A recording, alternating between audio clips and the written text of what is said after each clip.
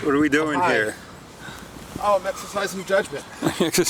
How's that work? Well, sometimes you use your mind to do things, or sometimes use your mind to do things. So for most of my life, I chose to do one thing. But recently, I'm doing this other thing. Oh, very bright. It's called exercising judgment. Exercising. And who is this guy you're with here? This is Malcolm. Hello. So Malcolm and I were here, and we're noticing, it warns you, no skateboards, no bicycle riding, no roller skating, no ball playing. There's no sign that says no stepping on top of the tables. It was almost a year ago that Malcolm and I were here when the journey began. We got thrown out. This is our first time back in the park since someone from the Great Neck Park District told us to leave. It was innocent. We were learning how to do steps, and one morning we were here stepping over the tables, and they told us, no, leave, like go to find a gym. Oh, now we're back. You haven't been here since you were kicked out the last time? That's right. Almost a year ago. It was July 24th, 2012 when this journey began. And we were here through the end of August. And that first day, what did we do? We found a tree, I think that one over there maybe. Yeah. And back then the exercise program was maybe a little bit of an experiment. Because the person who was here, who has my voice, had no ability to last more than 5 minutes maybe? 5-minute warm-up. Workout. No, it was a workout. There was no warm-up. And what was our first, what did we do? Do you remember? I think the first thing we did was step up. Step-ups. Well, what were step-ups? Where we went over to the bench. Is there anyone from the Parks Department here? Maybe they're going to throw us out again. No, I think we're good for a few minutes. All right. So what do we do? I'm looking. We stepped on the bench. And we stepped off. And then we rested. And we stepped on. We stepped off. And stepped on. Or did we rest? You get to 2 or 3, you rested. And that was it. That was a set. And then I think we started doing push-ups by doing tree-ups. A tree up? Yeah. Like is that like triage? No. This is like, hopefully we didn't need that. But back then I think it was like more like, oh, okay, I'm done. Maybe, what do we do? You remember? Probably did about 5 or 6 of them, and by doing it this way, do we kiss the bark? Jeff was only using a small fraction of his body weight to do the push-up. So we were doing push-ups even back then? This type of push-up. Why? Because it was important for your strength in your arms and your chest to start somewhere. And talking about strength, I think we started off with, was it a 1 pound weight, a 3 pound weight? We used 3-pound dumbbells. What did we do? We did bicep curls. What's a bicep curl with a 3 pound dumbbell? So we had the weights and we just brought it up. And that engaged your bicep. Right. And that was hard. Very hard, because you never did that before. That's true. But that's a different, I didn't do a lot of that before. So we had to start very easy, very basic, and then build the foundation, which is one step at a time. And we actually got here in the mornings, right? Because I didn't want to work out in front of anybody or exercise, whatever you call this. What would you call what we were doing? Well, I think we did it around before a meal, so that Jeff could work out and then eat something to help build the muscles. Eating is important. Yes. It's not about diet, it's about eating. It's about working out and eating. Did I mention eating? You should always eat. Yeah, and I remember you used to eat a lot more. Oh, I just eat with judgment now. I exercise judgment sometimes by exercising. But as a friend of mine once said, it's not where you are, but it's where you're not. And you extend that. Sometimes it's not what you do, it's what you don't do. And sometimes it's just owning it. And when you allow yourself to be vulnerable with the food you eat and with the steps you take, where the next step you take is not guaranteed to be solid and where you might fall down, you know you can pick yourself up. You know that, well, you actually don't know what's going to happen, but sometimes it's what you need in order to shake yourself up. That's what we did. Now, I have a question for you, Malcolm. How long do you know this guy? Since before he was born. That would qualify me to say I know him pretty well. I've seen him throughout his life in a variety of settings. And his father, what do you say?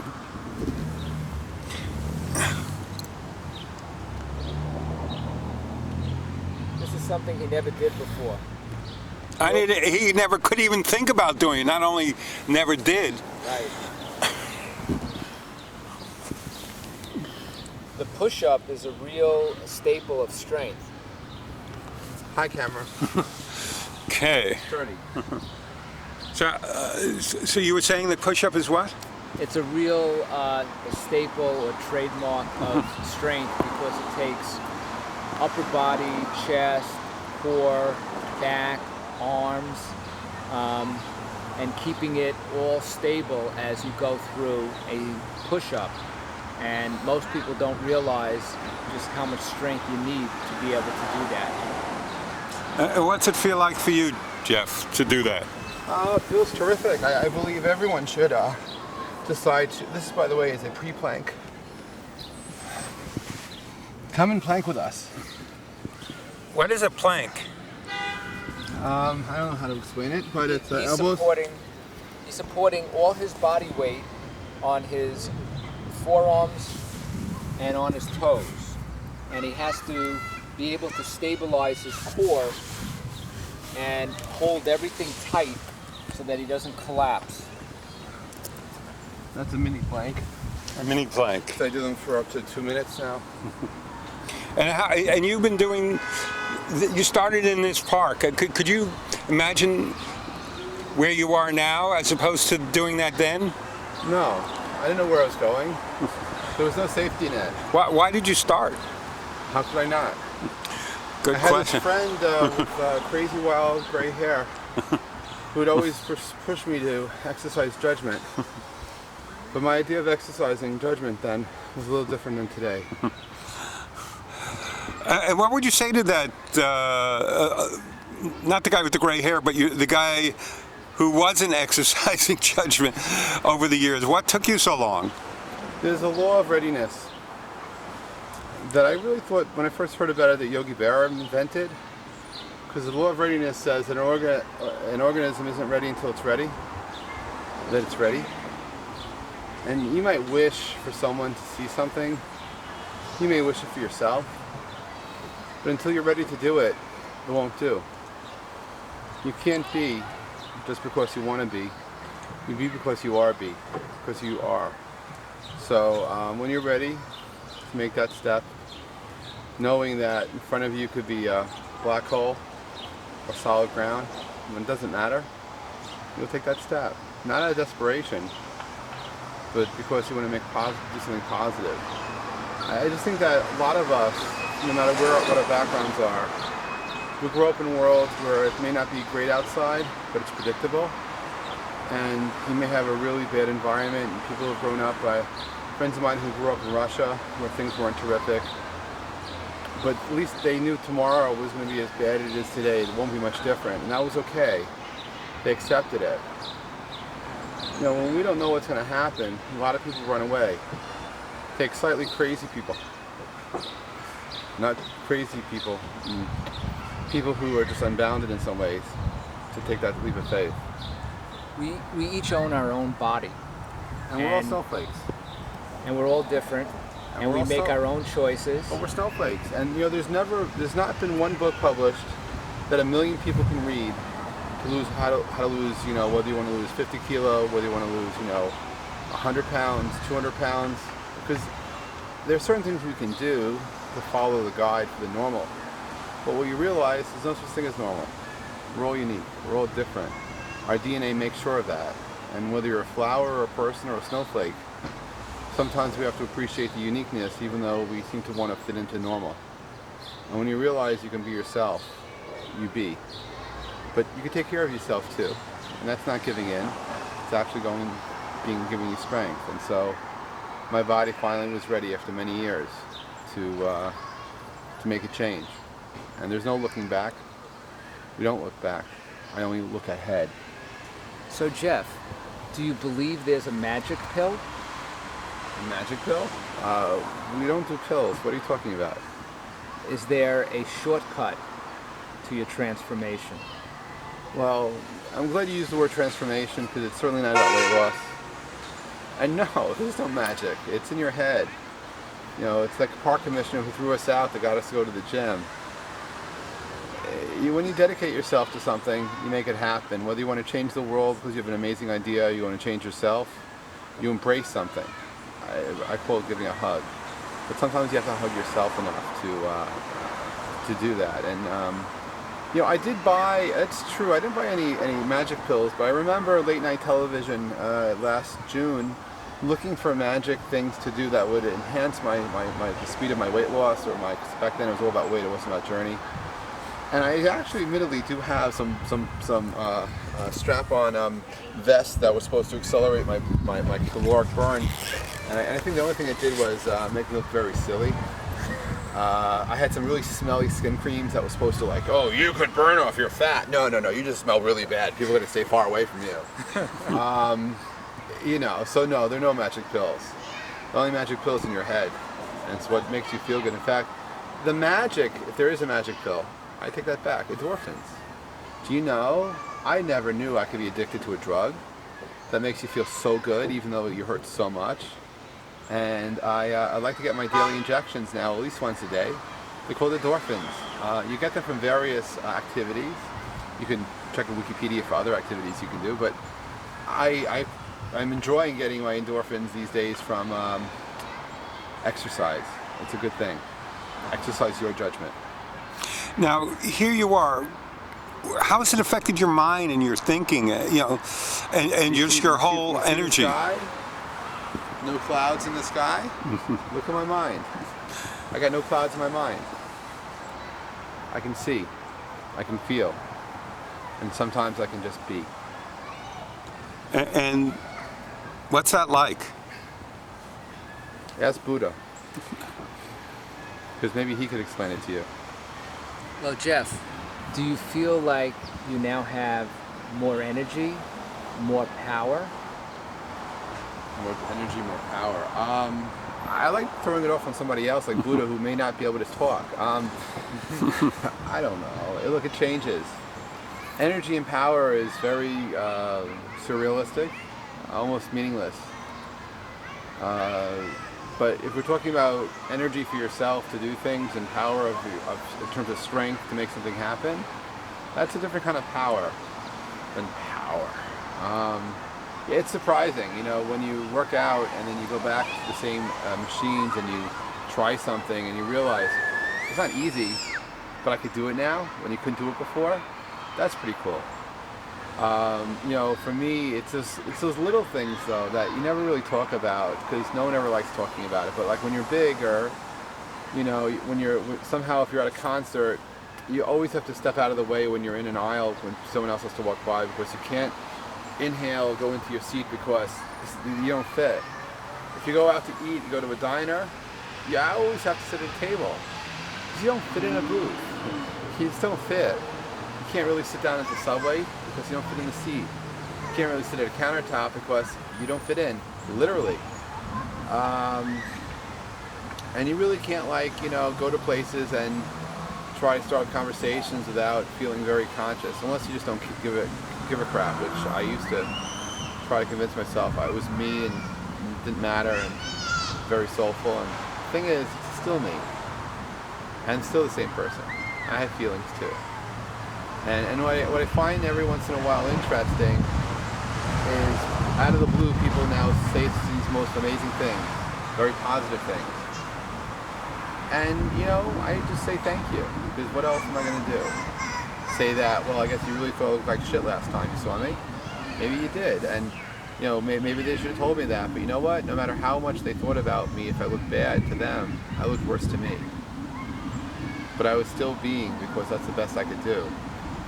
So, I've learned not to exercise judgment about other people. And just because somebody looks a certain way and acts a certain way, or they appear to be overweight, maybe they can't control it. Maybe there's something else. And it's not like, oh my God, they don't take care of themselves. Maybe they're doing the best they can. Maybe they don't know any better. And then one day they wake up and they discover something. I'm still discovering that something. Now, just to give an example of how Are we doing much a documentary? What is this? This is a very long 1 minute video, by the way. No. This is a 2-day film. So a question is, when you started this, what was the largest waist you had? Largest waist I had? I wasn't measuring in terms of waist, but if you're asking me the largest jeans that I remember purchasing for myself in terms of sizes, and we're talking about American sizes, I last got a size 44 jeans, and they basically fit so badly. I popped off the button, the fly. They just couldn't hold. So I used to not really wear too many jeans, or I didn't have any. I would not buy belts. Anyway, why do you ask? Well, and now you got into a pair of jeans. What was the waist size? Oh, I have to thank Lucky Jeans, because they were my savior. Because when I was a size 44, it was a 44 Lucky, which I think for anyone else probably would have been size 46. But what's interesting is on the lower end of their scale, they're not that generous. So I recently purchased 3 pair of Lucky Jeans, and 3 different, same size but different cuts. And I found that yesterday I actually fit into a size 33. So from 44 to 33 in less than a year. No surgery. Yes, committing to working out and building strength and all that. But I think it's about 90% mental, 10% exercise. The rest of it's your mind and making that exercise happen. But it's really you to do it. It's exercising judgment all the time. Not of other people, but of yourself and the choices you make, and just being. And now you've been a social webber. A what? A social web yourself. No, I'm not a social web. I don't know what you're talking about. There are things like Facebook and Twitter. You can check it out. Instagram. What do you mean? Well, you've been Sorry, buzzing Gio, around. I don't know what you're talking about. You've been buzzing around, and people have been buzzing around your daily. Oh, you're talking about my postings on Facebook. Why did you say that? The social web. Edit this eventually? No, of course not. No one's going to watch so much. Look, my friend Alon Ganor, I was in Israel during Rosh Hashanah this past year in September, when I first started telling a few close friends that I was on a journey. Because I had shed a few pounds at that point, a few kilos, literally just a few kilos. And Alon suggested that I go public with my journey to share, when I'm ready to share it with the world, because I wouldn't want to embarrass myself in front of my friends. And that maybe I would discover something about the people who are my friends. And he's right. I mean, oh my goodness, I still remember the day when Malcolm and I were in the gym. We went to a gym in Syosset, and it was a lat pull down. It was a very innocent photo of me pulling down, I think over my head, right? It was lat pull down. It got 500 likes. Now that was the first time I showed myself in a photograph in my life, I think, ever exercising. And I put it on Facebook, and like 500 people, and some of those people I didn't realize were still my friend, were liking this. I was in shock. I was in awe. And then it hit me. Maybe I should share more stuff. Maybe I should open up a little bit. Maybe I should be forthcoming with my journey. And, well, I have been. And it's been fairly amazing. But what's been more amazing isn't so much the way that people react to a photo of me, because I'm just me. But it's my friends opening up to me, sometimes strangers, people sharing with me their journeys. And it's because of what I've been receiving from others that I continue to share what I do, because if someone says that you're an inspiration to them, or that you are doing something which they wanted to do, or they had trouble, they were an Olympic swimmer or something and they stopped working out for a long time and now they're going back, I can just say thanks for sharing, and I wish you success in your journey, and I'm happy to hear what you're doing and how well you're doing. But it's kind of like very humbling, very, very, very, very, very, very humbling to see both an outpouring of support from so many beautiful people, and to rediscover the human mind and the human soul of others, because there's some great people out there. People you never suspect are very special, very open, very forthcoming, who struggle. A lot of friends of mine have been sharing with me their personal struggles, and it's not a burden, but I carry it with me. And sometimes if you are a friend of mine and you're seeing this video and you think I'm oversharing, maybe together we could help somebody else. Maybe there's someone who needs that little nudge because their body's ready too to make a change. But we have to remind them about the law of readiness, because when you're ready, you are. And let's not assume about other people that they should be doing something when they can't. But if they are ready, let's help them make that change. So Jeff, what you accomplished obviously is phenomenal. But more importantly, the message that you delivered to everybody was really courageous. What message? Basically, showing people that you wanted to transform your body. I didn't say that. No, I didn't say that. I didn't say that at all. I did it. You did it. But I didn't say it, and I didn't know about body transformation until I discovered that everybody's a snowflake. I bought 41 books on health and wellness, fitness and food. By now, probably it's over 50. And these authors, they don't agree with each other. I mean, people say, eat this, don't eat this, eat that, don't eat that. So, and then I really can't find that one blueprint book that's for everybody. So I ended up following a diet plan, which I'm not a nutritionist, I am not a medical doctor, I don't practice or pretend to be, but I found something that worked for me.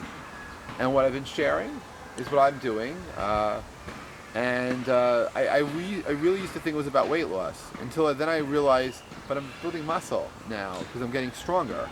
And to do weight loss and to build muscle at the same time, if you're a numbers-oriented person, it's one of the most frustrating things you could ever go through in your life, because you lose weight, you gain weight.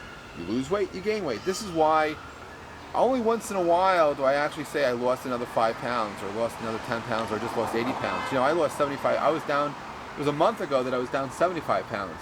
But it took me an entire month between my muscle building and stuff to finally go down and be stable long enough for me to say, oh, I'm now at that weight plateau. Because these things are relative. So, but for me, it's about a journey. My cardiologist, 3 words, and knowing him for 30 years.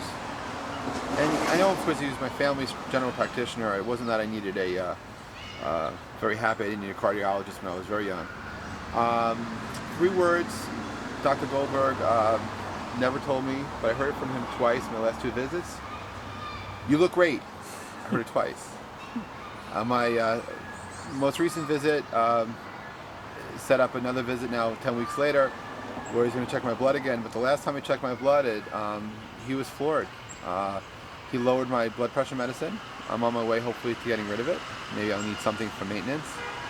But I never heard my doctor say, you look great. So when my doctor says you look great, and I am glowing because I'm smiling because it's like, this is awesome, I continue doing stuff. Sometimes you want to hug the camera, or a friend, and the camera and a friend. How about a tree? And a tree, but I'm not that kind of tree hugger. You know what, I can't even get that far. Well, this is the tree you used to do your... Yeah, although it's easier, for someone who hugs, I'm more huggable now because you can now actually put a hug around me. Right, before you couldn't even get close because you were pregnant. Well, he was the same size as the tree. Fine. The other Jeff is insulted now. All right, but the new Jeff is happy. So I've been doing a documentary on a boxer. And he took me to Madison Square Garden. He was a Golden Glove boxer. And he said to me, boxing's it's 10% physical and 90% mental. Apparently, many things are 90-10 these days.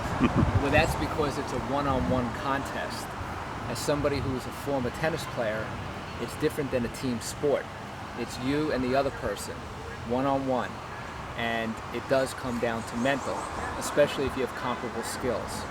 The mental is what makes the difference. But for Jeff, you're on a one-on-one sport with yourself. Yes. This is true. Very true. So I got to go with Gio. Okay, so we shall continue this on the adventures of exercising judgment.com. Bye.